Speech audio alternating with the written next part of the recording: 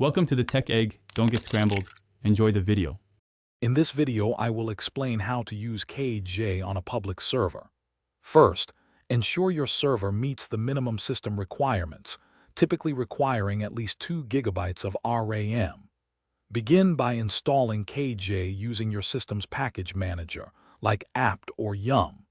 After installation, perform initial configuration steps, such as setting up user permissions and defining default directories. This foundational setup is crucial for smooth and secure operations. Now, let's dive into the essential commands.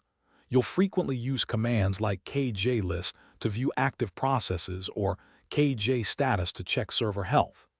To manage files, kjcopy and kjmove are indispensable. Remember to always verify command syntax before execution to prevent errors. Practicing these core commands will build your confidence and efficiency in managing your public server effectively. Moving to advanced techniques, KJ offers powerful scripting features.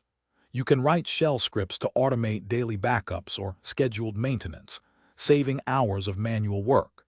Integrate KJ with tools like cron for timed execution or rsync for efficient data synchronization.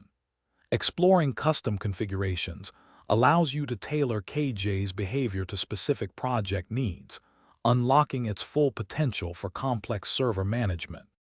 Finally, security is paramount when using KJ on a public server. Always enforce the principle of least privilege, granting users only necessary permissions.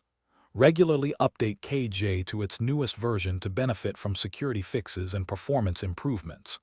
Implement a robust backup strategy, perhaps daily or weekly, storing copies in at least 2 separate locations. These practices ensure your server remains secure and your data protected. Thanks for watching. Consider subscribing if I helped unscramble your problems.